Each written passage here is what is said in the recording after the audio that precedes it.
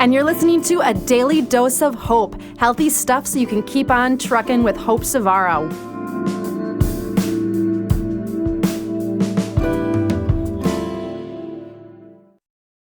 All right, you let me know when you're all set. I'm good. All right, cool. Here we go. Oop. Wait a sec. All right, cool. Okay, there we go. All right, hey, welcome back, everybody. Hope Savaro here with a Daily Dose of Hope on Chrome and Steel Radio. You are tuning in because you love this show. You love a little hope in your life every single day, and you can't get enough of it. And it just so happens that I'm here on Thursday mornings, Central Standard Time at 9 a.m. Awesome. I have a super amazing guest today. I'm excited to have him on. He's going to blow your mind because he has done so many different things, from Ironman triathlons. He's an author. He's a TEDx speaker coach, and he has a new book out, Habits for Success. And I don't know about you, but success is on my bucket list of always trying to be the best possible version of myself in my life. So I'm always looking for tips and tricks to improve myself. And I know many of you are as well. So I want you guys to give a wonderful welcome. Drop it in the comment section, welcoming Brian Benson to the show. Brian, thanks for being on. It's my pleasure, Hope. Thank you. Awesome. So tell us a little bit about yourself. Like, where have you been? Who were you before in your past life, and who are you today? Wow, it's constantly evolving and changing, but up until 10 years ago, I'm from Salem, Oregon. I was running my family business. We had a golf center, which was like a driving range, a retail store, and a 9-hole par 3 course. And I was running it, for about 11 years. And then I kind of got, I felt like I stopped growing there and kind of, felt like I was supposed to do something else with my life. And I really honestly didn't know what I was going to do, but I had a chat with my dad and he was understanding. He said, go for it. And I ended up having to stay an extra year though, because we decided to sell it. And it was tough because I really wanted to hit the road, but it was a blessing in disguise because I've always kind of tried to be the best version of myself. And I was doing some self-work at that time. And my first book just kind of happened unexpectedly. And so I self-published it and it came out in early 2009 and it just kind of pointed me in this, gave me the direction that I needed. And, since then it's just been kind of a crazy journey of self-growth while I'm continually stepping out of my comfort zones, which has me doing stuff I had no idea were inside of me, with the books and the acting and all kinds of other things. So I love it. That's in a nutshell. And also a little side note, if those of you that are not Facebook stalking Brian right now as you're listening to this, he also, can you tell us a little bit about the acting? Because you are in some short clips, and I'm sure you would have other stuff with Jay Shelty, and I don't know if any of you know of him, but he does some pretty epic stuff on social media. Can you share a little bit about that? Yeah, it's been a lot of fun. I don't know if you're familiar with Prince EA also, but he does a lot of viral videos. And I'd done a few with him and become an acquaintance of his. And I saw just on some acting self-submission site, they were looking for some people to do something. So I chimed in, said, hey, I've done this before. I'm also in the self-help field. And they keep asking me back. So I just did 2 more, one yesterday and the day before. And so it's been a lot of fun. I mean, the first one I did has had like over 150 million views. It's crazy. Yeah. And another thing that's kind of funny too is I always end up playing the jerk. Well, luckily you're playing the jerk versus being the jerk. Yes.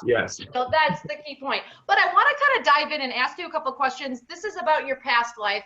How did you get turned on to the Ironman? Because I feel like for those people that are out there, you're either kind of, you are an athlete or you're active and you're into fitness, or you're kind of like, eh. So that's a really like, I'm making a decision to really make this a part of my life. How did that come to be? That was also kind of by accident. I was in college playing mud football with a bunch of buddies and my kneecap got knocked out of place. And so it had a lot of issues and problems. I ended up having to have surgery. And a buddy of mine had done a short triathlon the year before, and this is when they were still fairly new. And I just, I set a goal intuitively. I felt like I needed to set a goal to really, get myself through all the rehab and stuff. And so that's what I did. And a year after the accident, I stepped foot in my first little short sprint triathlon, and I was hooked. And I ended up doing 4 more that summer, and it just really, they made me feel empowered and alive.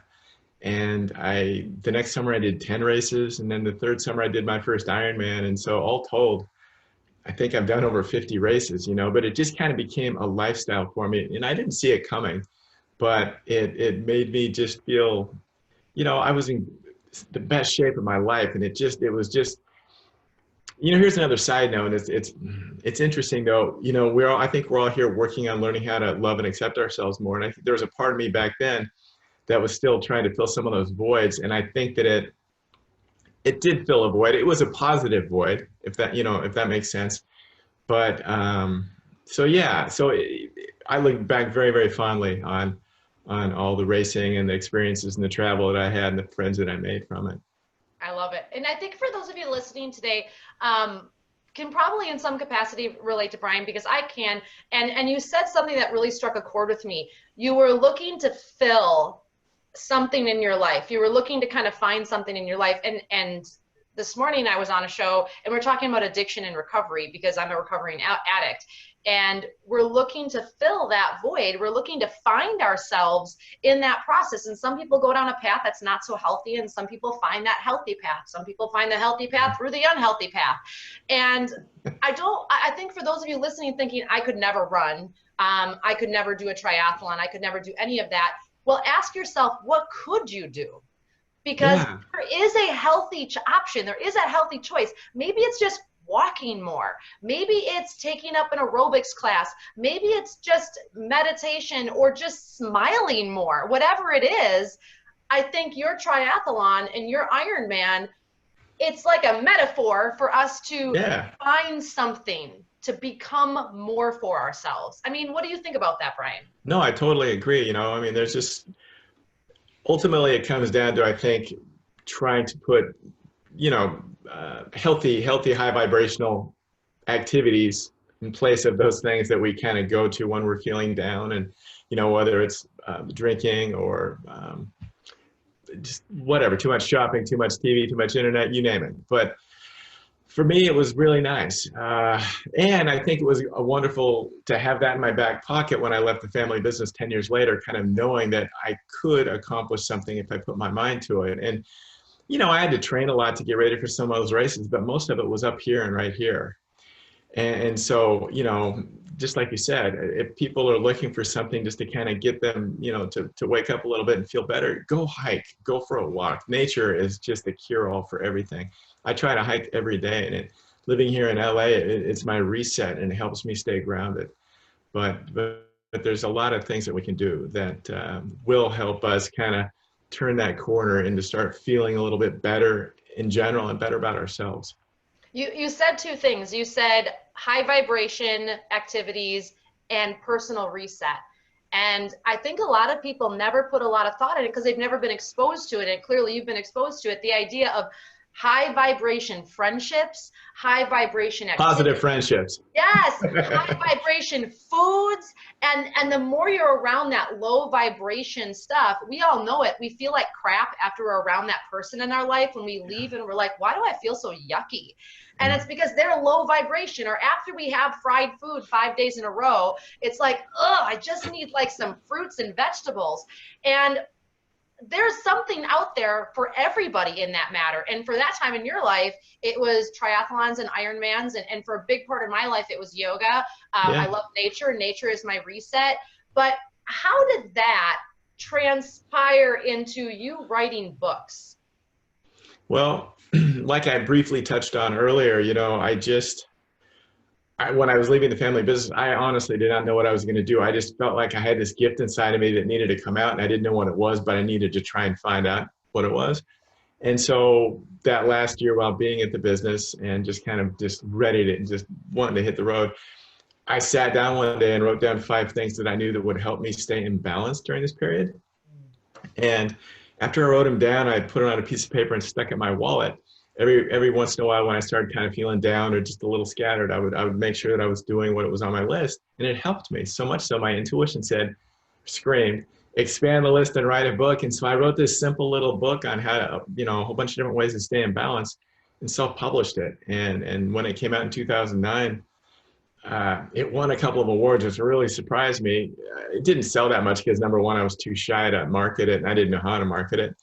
But it just gave me the direction I needed, and it forced me to start stepping out of my comfort zone because I was terrified to speak in front of people, and I knew that if I wanted to share that message, I needed to overcome that. And so then I began the process of doing a whole bunch of different things, which got me into acting, which got me into a whole bunch of other things, and you know, connected me to all these other synchronicitous, if that's even a word, events and It's now. people and connections. Yeah, I'm going to invent a new word. So this is my big thing, you know, in addition to trying to help everybody learn how to really love and accept themselves, just work on yourself, do the self-growth process, become more self-aware, and you will be shown the way. And everything just starts to get easier. You know, if you get rid of so much weight as you become more self-aware. And I think you touched on something really great, and I can relate to that, where you said everything gets easier. And I think that the key with that, at least for me in my experience, is it doesn't mean life necessarily gets easier, but your harmony with life, the way you look at life, the way you look at what used to be obstacles or blockers becomes easier. It's like you stop seeing all the crap and you start seeing through the crap into the other side of the stuff. And it's like a mindset change. It's a lifestyle change. You almost automatically start to stay away from the other stuff that's going to taint that self-love and that ability for you to want to enjoy life.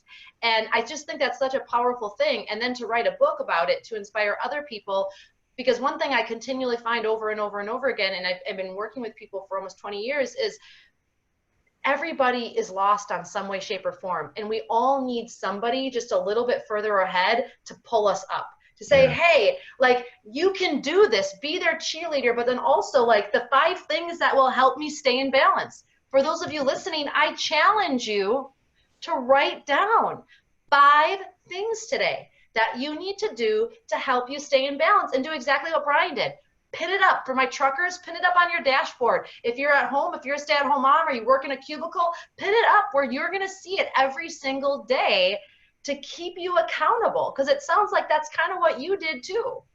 Absolutely. You know, and when you become aware of the things that help you stay in balance, and you also become aware of the things that knock you out, and, you know, then you can start to eliminate those as well, because it's all about self-awareness and you know what we just talked about. But you know, I have this saying that I love to say, it says, you know, love yourself and everything falls into place, because we don't react the way that we would normally react. We don't get triggered like we do because we know that we're enough, and we're, you know what I mean, we're like you said, it doesn't necessarily make life easier, but it does in that we roll through the tough times in a smoother way. We don't chase the relationships to fill that void. We connect with people that truly fit with us because we're okay with ourselves, and we don't need to rush into anything. Yeah, you know, we don't take everything so personal. Right. Yes, that's perfect. I mean, there's so many different things how self-acceptance can play a positive part in our life. I love it. I love it. So how leaving a family business. So I've owned a yoga studio for 13 years and I'm closing it. My mom has worked for me, you know, pretty much the whole time I've been open. I've had, you know, various instructors and things like that. And stepping away from something that has bonded you as a family, in a sense, like you're helping them provide and they're helping you provide, like that's a hard breaking point. And sometimes it's moving away as a family, like you moved to Colorado and they stay here or whatever. How did you work through that? Like, how did that come to be where it's like, hey, Dad, I don't want to be a part of this anymore, and then stepping away and doing your own thing? You know, I think for me, it was just that intuitive feeling that's, you know, like, I just don't want to do this anymore. I don't think it's right for me anymore. I want to keep expanding my, you know, my horizons. And luckily he was in insurance. He had an insurance business as well. So the golf center was kind of a side thing that I ran. And, you know, I was lucky. He was very, you know, open to the idea and just wanted me to be happy. So I didn't have to really necessarily deal with a lot of guilt of leaving a situation that people didn't want me to leave. So I still would have done it, but I had his support, which helped. You said something, that feeling that it's the right time, and I can relate to that. in closing my studio now recently, it's like I knew that like if I didn't pull the plug now, it would make a good thing turn bad almost. Yeah. Like leave now, because you also can't go here until you close this door. And the whole saying of close one door so another door opens, Yeah. it is so true, you all. Yes. For those of you listening, if you are holding on to something that you know you're not supposed to hold on to, a job, a relationship, an idea, something someone said, or whatever it is, if you don't let that go, I assure you, with certainty of personal experience, that door that you see right in front of you, you can see everything that's going to happen, will not open. The second I announced 2 months ago that I was closing my studio finally to the public, I am not joking, 3 opportunities I've been working on for months all of a sudden manifested simultaneously within like 2 days. Wow. No joke. So that whole idea is so true. I want to jump ahead now because you have a book. You said it's like 48 chapters long. Yeah. Of habits for success. If I'm a newbie and I'm like, I want more for myself, I'm trying to be better at life, be better at my job, be a better spouse, like what does this book entail, and can you give us a little insight to it? Sure. It's really just a culmination of the last 10 years of my journey of kind of sitting in the observer's perch almost of witnessing and documenting my own growth process. And so I wanted it to be an entertaining book as well as, helpful. So I tried to write it in a thought-provoking, inspiring and entertaining way. And I'm really proud of how it turned out. And ultimately, like I said, everything I think funnels back to that love and acceptance thing. And so if we can become more self-aware and maybe institute a lot of the habits that I've written about, that will help funnel you right into that place of becoming more self-aware and just becoming a more authentic version of oneself. I think that's what we all really want to do inside, even if we don't necessarily know it. And that's why I think when we see other people, being themselves, and it gives us permission to do the same thing, because it's not always easy, because, with social media and the advertising that we're bombarded with all the time, we get a false sense of what is real and not. We kind of get our validations from all the likes, and those are, what are they really? I mean, we're comparing ourselves to everybody's best with our worst, with what we see, because that's what most people post, right?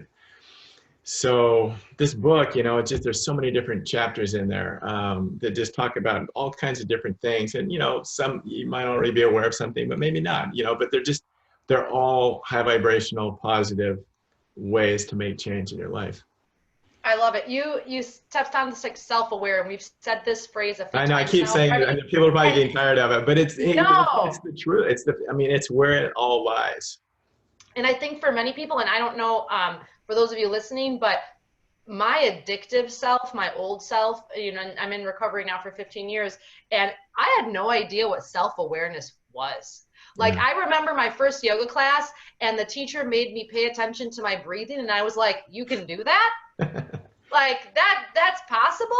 And so this whole idea of self-awareness, so if you're struggling with change, if you feel like life is shitting on you, I encourage you to engage in practices that encourage self-reflection or self-awareness, because you can't change something you don't know exists.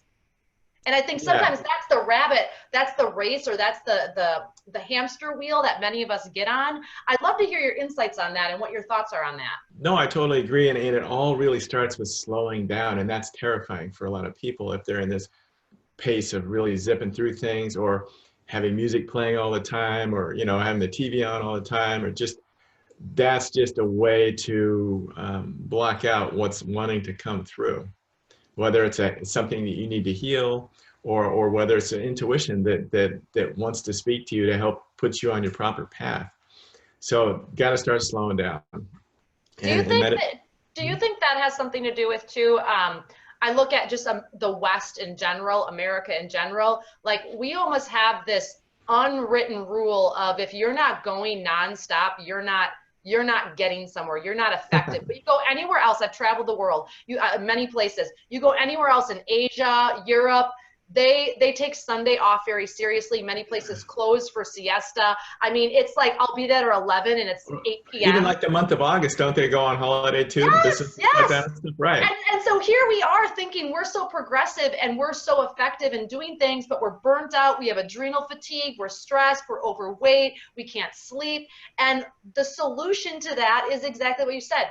Slow the bleep down. I mean, seriously. No, and it's so against human nature. But I'll tell you what. When I push, and I can tell, I've gotten to the point where I know when I need to take a break, and I'll give myself permission to do it. Initially, I wouldn't, but even if it's a day or 2 days or even a week or 2 weeks, if I'm really needing it, I'll do that. And every time I do that, and if I don't, sometimes I'll get sick and I'll be forced to do it. So why not do it in a healthy manner? But when I come back, stuff flows through me. You know, stuff gets done, stuff happens so much quicker. It's because when I try to push, it's just like I can't do it. So why even try to push? I mean, that's me personally, but you just got to slow down. You got to learn how to listen to that inner voice. You know, that's for me, that's what's gotten me where I'm at. You know, I really didn't know what I was doing, and I would just get ideas, and you know, and it would be like, in all systems go, I'm going to do that, even though it's scary for me. But it just felt like I was kind of got to the point where if something felt scary and exciting at the same time, I knew it was on the right track. Yes. And it just opened up my world. And so, if we really want to do that, we need to slow down. I agree. And you touched on something really great too. And I think for a lot of us that are listening, that is a struggle. It is an American Western struggle of that feeling where you said it's exciting and scary simultaneously, but then stepping into that. And also there's a piece to that at least I'm finding in my life right now, the whole self-made, get there on your own. Like my whole upbringing was like struggle. Like if you're not struggling, you're not successful. And I realize now, like, that's BS. Like I was told a lie. Like that was a lie I was told my whole growing up. And what I'm realizing now is every time I ask for help, it makes things easier. Who'd have thought? And you know, it's like your ego is like, oh, you suck if you ask for help, or you'll never get where you want. You won't be successful. Like you're going to be seen as less than. But I've found is the more you ask for help, surprise, people actually want to help you. Like, yeah, I was that way too, and I did a lot. I mean, a ton on my own, just because I'm very driven. Same here. But yet it wasn't that enjoyable. I wasn't celebrating my wins and patting myself on the back, and I would go from one thing to another, and then it wasn't fun. And so then I kind of had a breaking point when I did a kid's book a few years ago. And it hit #1 in its first day on Amazon, which was wonderful, and it made me very happy. But I was depressed for the following week, and so that really kind of made me just rethink everything. And I said, if it's not going to be fun, I don't want to do it anymore. And so I really, from that point forward, starting to try to really just enjoy the journey, because and it's cliche, but it's so true. And you know, and there's nothing wrong with working hard. It's just about working smarter. Exactly. And take breaks when you need them, and refill your cup so that you can really get what you want to come through you. Because when you're empty, you're not going to get the stuff that you really want anyways. I agree. And you talk a lot like I talk, the authentic version of yourself. I used to never know what that meant.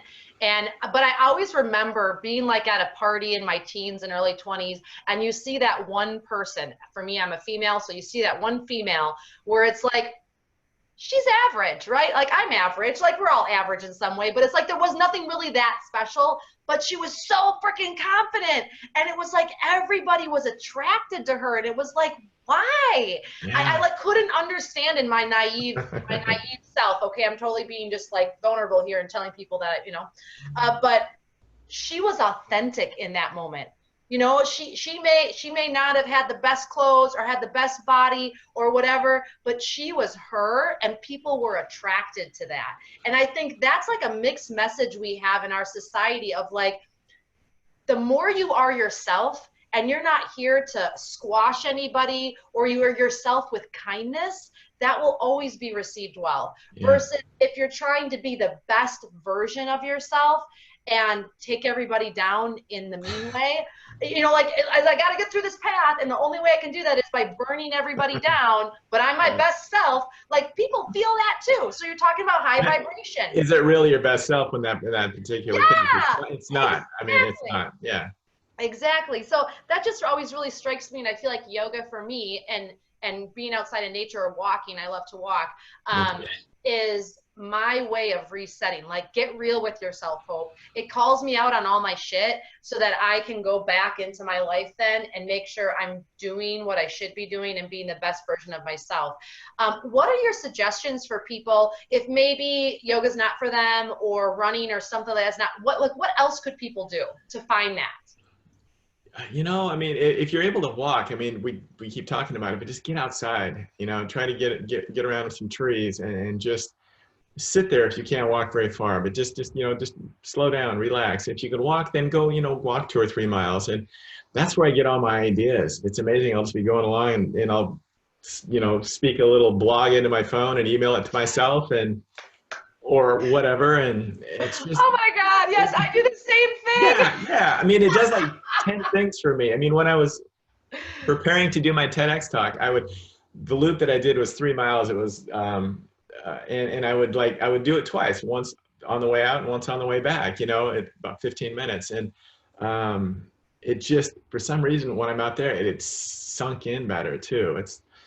There's so many benefits. I can't even explain it. I mean, nature's perfection. The vibration is just matches none. And so, you know, you're getting exercise, you're connecting with source, God, the universe, whatever you want to call it.